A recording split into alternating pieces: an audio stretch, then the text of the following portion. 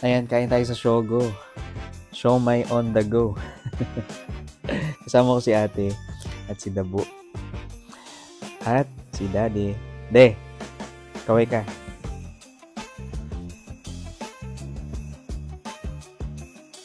Chicken na lang yung available nila kasi magko-close na rin sila. Papunta talaga kami sa coffee shop and sakto nadaanan namin to kasi medyo nagugutom na rin kami.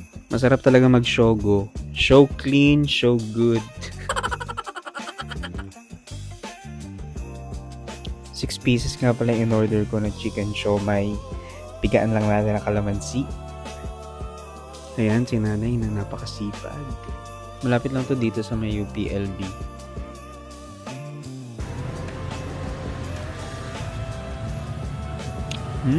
Mainit-init pa.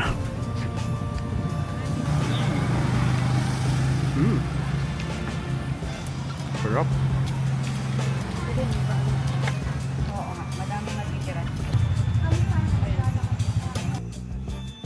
Last na, masarap talaga niya pag may chili.